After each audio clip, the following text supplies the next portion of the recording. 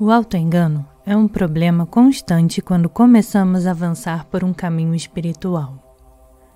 O ego está sempre tentando alcançar a espiritualidade. É como se quiséssemos assistir ao nosso próprio funeral. Por exemplo, no começo podemos nos aproximar de nosso amigo espiritual com a esperança de conseguir dele alguma coisa maravilhosa. A essa aproximação dá-se o nome de caça ao guru, tradicionalmente comparada à caça ao veado almisqueiro. O caçador persegue o veado, mata-o e dele retira o almisca. Poderíamos adotar essa atitude para com o guru e a espiritualidade, mas isso não passaria de autoengano. Nada teria a ver com uma abertura ou entrega verdadeira. Podemos também supor, erroneamente, que a iniciação signifique transplante, a transplantação do poder espiritual dos ensinamentos do coração do guru para o nosso. Essa mentalidade considera os ensinamentos como algo estranho a nós. É semelhante à ideia de transplantar um coração de verdade ou mesmo uma cabeça. Transplanta-se em nós um elemento estranho, proveniente de fora do nosso corpo. Podemos ficar inclinados a avaliar esse possível transplante. Talvez a nossa velha cabeça não sirva mais. Talvez deva ser jogada no lixo. Merecemos uma cabeça melhor, nova, uma cabeça mais inteligente e cheia de massa cinzenta.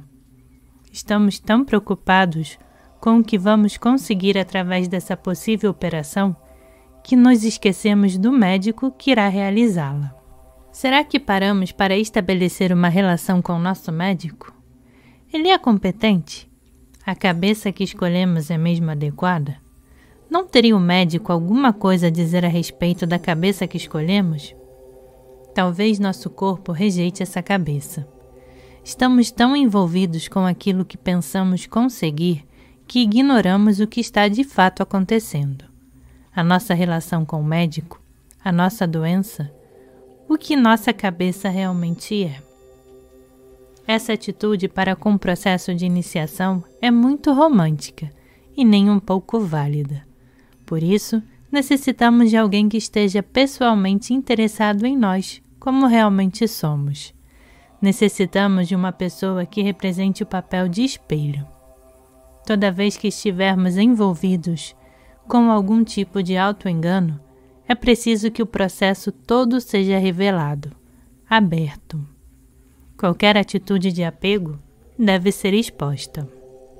A verdadeira iniciação dá-se pelo encontro de duas mentes. É uma questão de sermos o que efetivamente somos e nos relacionarmos com um amigo ou amiga espiritual, tal como ele ou ela é. Essa é a verdadeira situação em que a iniciação pode ocorrer, porque a ideia de nos submetermos a uma operação e nos modificarmos de maneira fundamental é completamente irreal.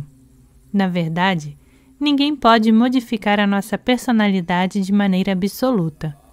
Ninguém pode virar-nos completamente de ponta cabeça ou pelo avesso. Temos que usar o material existente, o que já está aí. Precisamos aceitar-nos como somos, e não como gostaríamos de ser, o que significa renunciar ao autoengano e ao faz de conta. Toda a nossa constituição, as características de nossa personalidade precisam ser reconhecidas, aceitas. Depois, talvez, possamos encontrar alguma inspiração. Nesse momento, se manifestarmos disposição para trabalhar com o nosso médico, internando-nos em um hospital, o médico, de sua parte, colocará à nossa disposição um quarto e tudo mais que se fizer necessário. Assim, ambos os lados estarão criando uma situação de comunicação aberta, que é o significado fundamental do encontro de duas mentes. Esse é o verdadeiro modo de unir a bênção, ou adhishthana, à essência espiritual do guru, a nossa própria essência espiritual. O mestre exterior, o guru, abre-se, e porque o discípulo também está aberto, porque está desperto. verifica-se o encontro dos dois elementos, que são idênticos. Esse é o verdadeiro significado de Abhisheka, da iniciação. Não se trata de entrarmos para um clube ou fazermos parte de um rebanho. Não se trata de sermos uma ovelha com as iniciais do dono marcadas no traseiro. Agora podemos examinar o que vem depois de Abhisheka. Com a experiência do encontro de duas mentes, estabelecemos uma comunicação verdadeira com nosso amigo espiritual. Não apenas nos abrimos, mas também vivenciamos, como um clarão, uma súbita intuição, um entendimento instantâneo de parte dos ensinamentos. O mestre criou a situação, nós experimentamos o clarão, e tudo parece muito bem. A princípio, ficamos muito entusiasmados. Tudo é belo. Podemos verificar que nos sentimos eufóricos e animados por vários dias. Até parece que já atingimos o nível do estado búdico. Nenhuma preocupação mundana nos incomoda. Tudo transcorre sem nenhum empecilho. A meditação instantânea ocorre o tempo todo. É uma experiência contínua do nosso momento de abertura com o Guru. Isso é muito comum. A essa altura, muitas pessoas talvez achem que já não precisam trabalhar com um amigo espiritual, que até podem deixá-lo ir embora.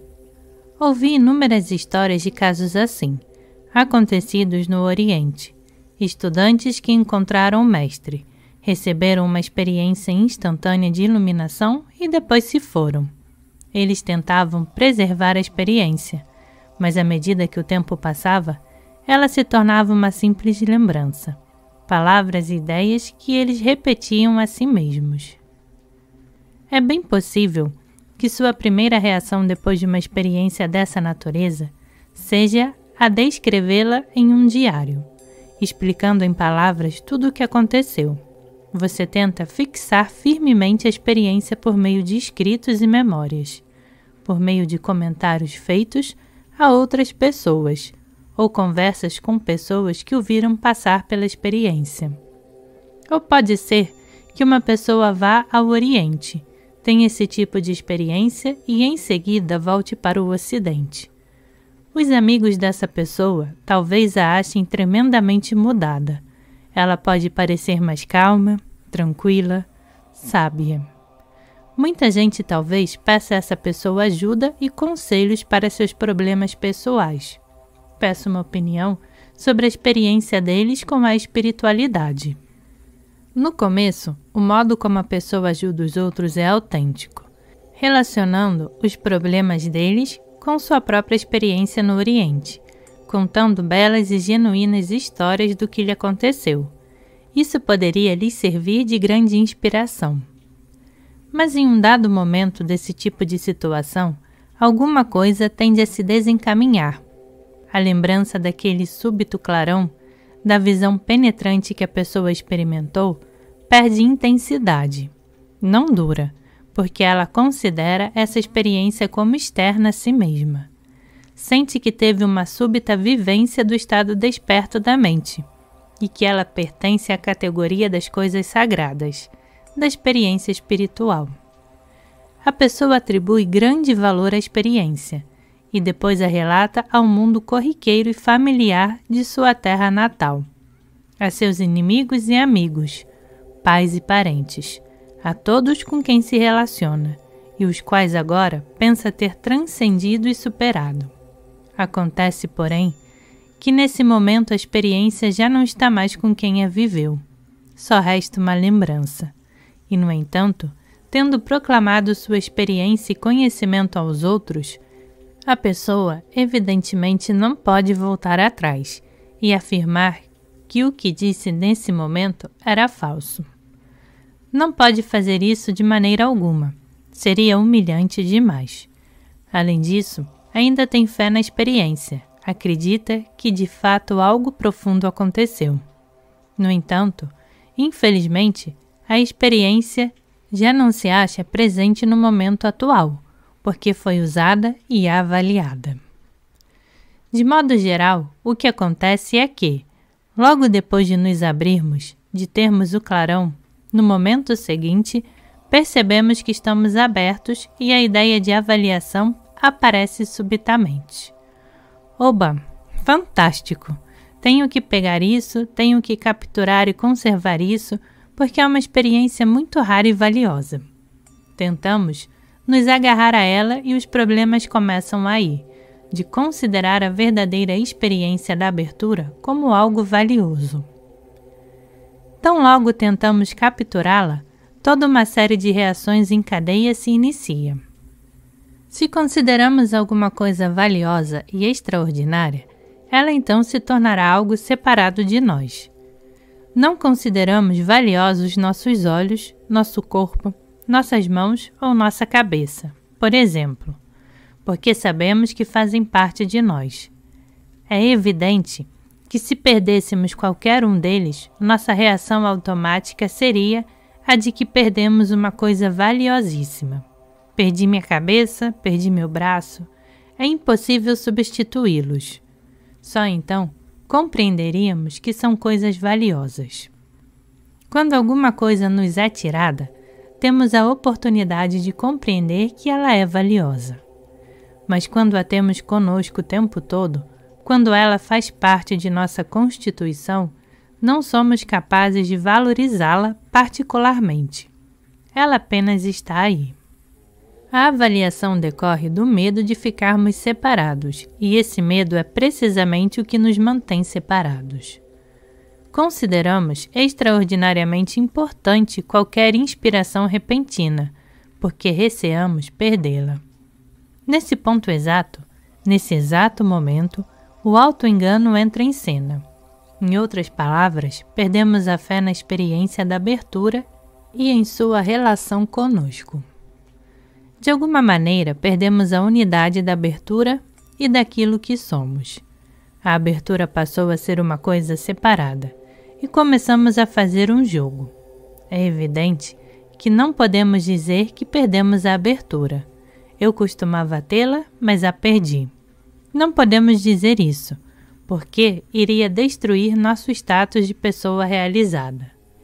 Portanto, o papel do auto-engano consiste em recontar histórias. Preferimos contar histórias a experimentar realmente a abertura, porque as histórias são muito vívidas e nos entretêm. Quando eu estava com meu guru, aconteceu isto e aquilo. Ele me disse tal e tal coisa, e abriu-me desta e daquela maneira, e etc, etc.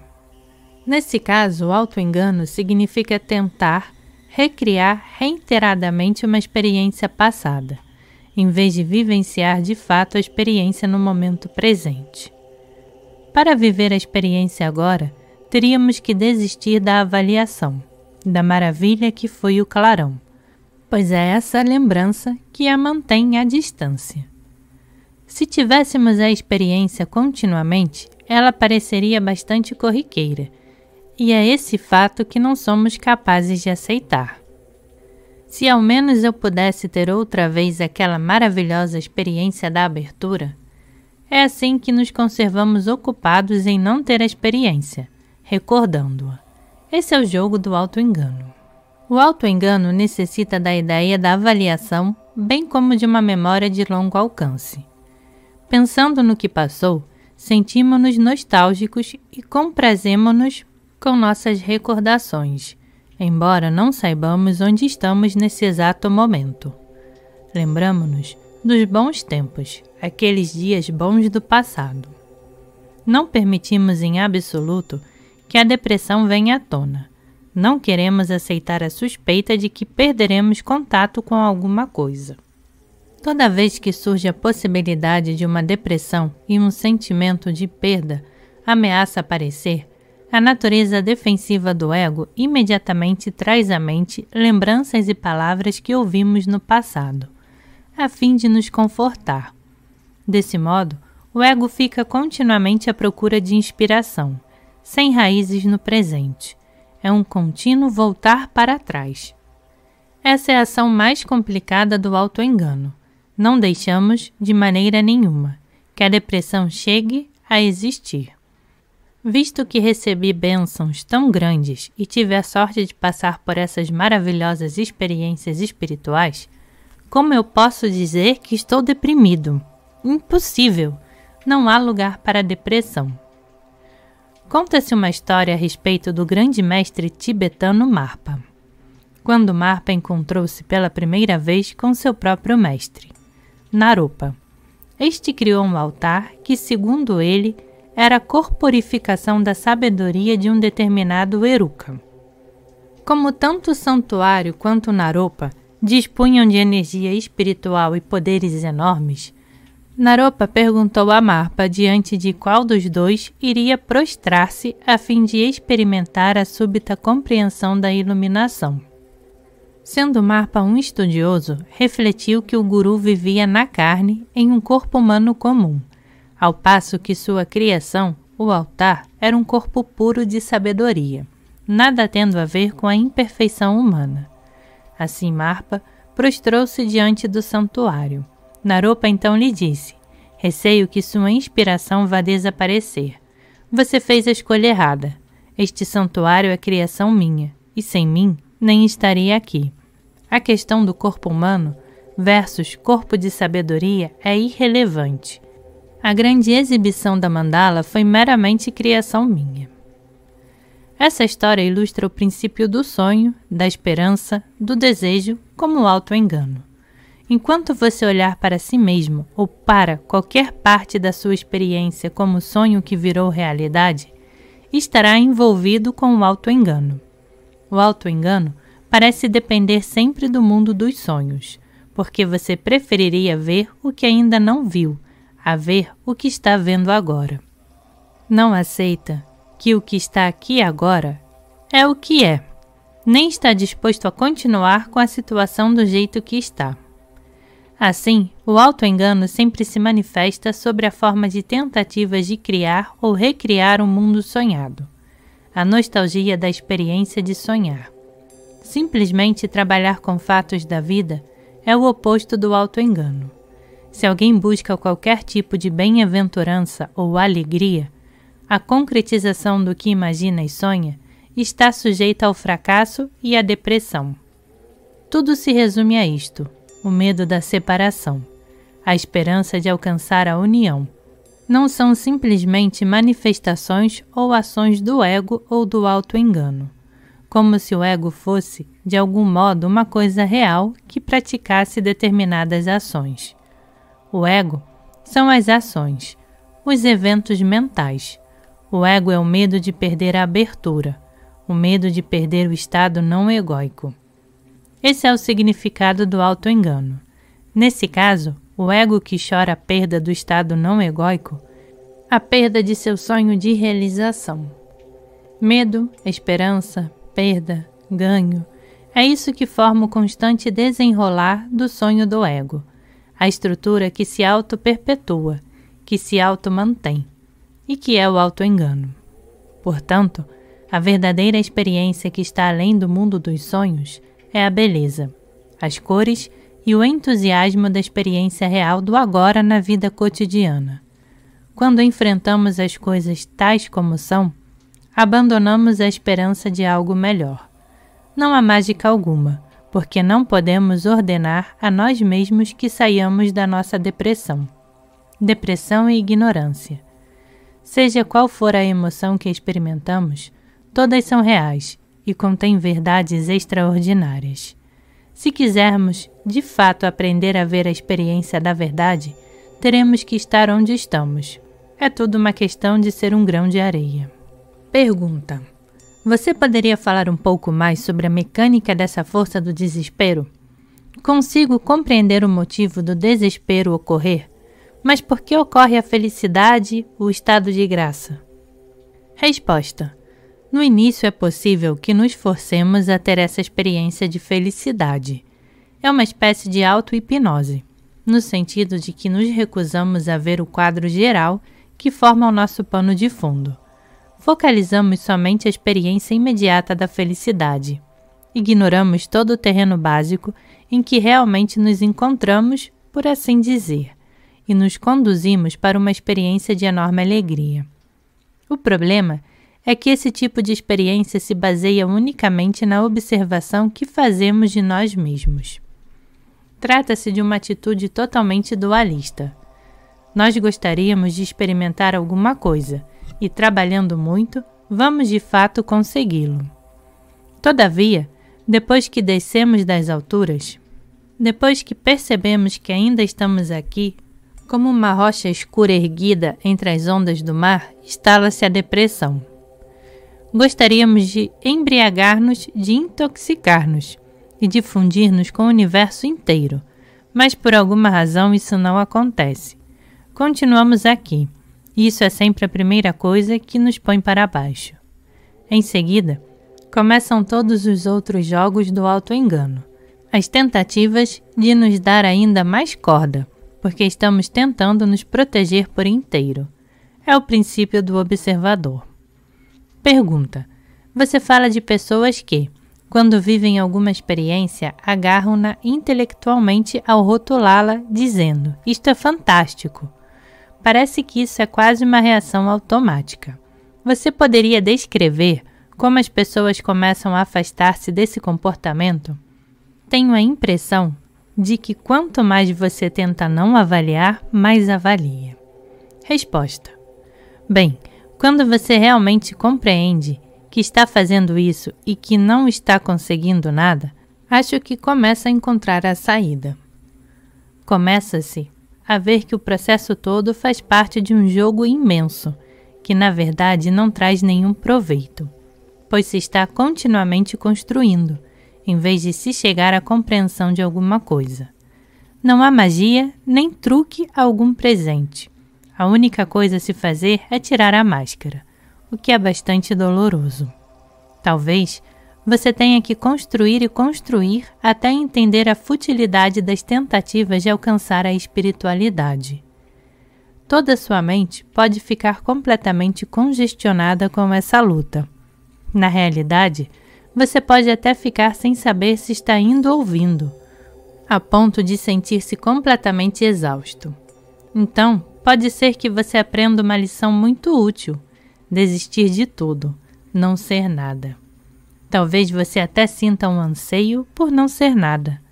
Parece haver duas soluções: ou simplesmente tirar a máscara, ou construir e construir, lutar e lutar, até atingir um crescendo e depois largar tudo. Pergunta: o que acontece quando dizemos, oba, consegui? Isso não acaba com tudo? Acaba? Resposta: não necessariamente. Mas o que acontece depois? Você prefere ficar repetindo sua experiência de novo e de novo, ou trabalhar com a situação presente daquilo que é? Podemos experimentar uma alegria imensa no primeiro clarão de abertura, o que é muito bonito. Porém, o que vem depois é importante. Se você vai se esforçar para agarrar e recriar a experiência, ou se vai deixar as coisas serem como são, permitindo que a experiência seja apenas uma experiência, sem tentar recriar o primeiro clarão.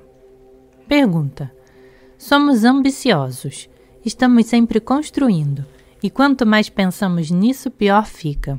Daí tentamos simplesmente fugir de tudo, tentamos não pensar na situação, tentamos enveredar por todos os tipos de fuga. O que significa isso e como podemos superar o fato de que, quanto mais pensamos na iluminação e tentamos investigá-la, piores ficam as coisas e mais se acumulam conceituações. O que podemos fazer? Resposta: é muito óbvio. Você deixa por completo de procurar o que quer que seja. Deixa de lado a tentativa de descobrir alguma coisa, de provar alguma coisa a você mesmo. Pergunta: mas às vezes podemos ter um sentimento ativo de estar fugindo. Isso não é o mesmo que não fazer nada? Resposta: quando você se põe a fugir, descobre que não somente está sendo perseguido por trás, como também que há pessoas vindo ao seu encontro pela frente. No final, não há lugar para escapar. Você está completamente preso. A essa altura, a única coisa que você pode fazer é render-se, pura e simplesmente. Pergunta: o que significa isso? Resposta: Bem, é preciso passar pela experiência. Significa abandonar as tentativas de ir para algum lugar, tanto em termos de fugir de algo, como de correr para algo, pois ambos são a mesma coisa. Pergunta: a lembrança de si ou a auto-observação são incompatíveis com o desistir e o estar aqui? Resposta: a lembrança de si é, na verdade, uma técnica muito perigosa. Tanto pode consistir na observação de si mesmo e de seus atos, como um gato faminto que observa um rato, quanto pode ser um gesto inteligente de estar onde estamos.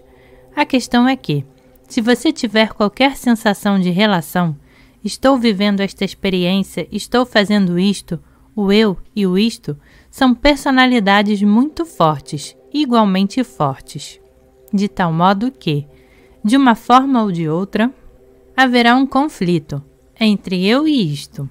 É mais ou menos como dizer que isto é a mãe e que eu é o pai. Com a presença desses dois extremos tão polarizados, se está fadado a dar origem a alguma coisa. Assim, a ideia toda consiste em fazer com que isto não esteja presente, pois assim eu tampouco estará. Ou então, que eu não esteja presente e aí isto também não. Não se trata de afirmar isto para você mesmo, mas sim de sentir isso, sentir a experiência real. Você precisa afastar o observador que vigia os dois extremos. Afastado do observador, toda a estrutura cai por terra. A dicotomia só subsistirá enquanto houver um observador que mantenha o quadro todo em pé. Você precisa remover o observador e a complicadíssima burocracia que ele cria para certificar-se de que nada escapará ao quartel-general. Afastado o observador, abre-se um espaço enorme, pois ele e sua burocracia ocupam lugar demais. Se eliminamos o filtro do eu e outro, o espaço torna-se vazio, preciso e inteligente. O espaço possui a incrível precisão de ser capaz de trabalhar com as situações que nele surgem. Na realidade, não é preciso vigia ou observador para nada. Pergunta: será que o observador existe porque desejamos viver no que parece ser um nível mais alto, ao passo que, se deixarmos as coisas como estão, talvez nos encontremos aqui? Resposta: é verdade. Quando o observador desaparece, já não se aplicam as noções de níveis mais altos e mais baixos. Desse modo, não há mais tendência alguma para a luta, nenhuma tentativa de ficar no alto. Você apenas está onde está. Pergunta: podemos remover o observador à força? Não seria novamente um jogo da avaliação? Resposta: não é preciso encarar o observador como um vilão.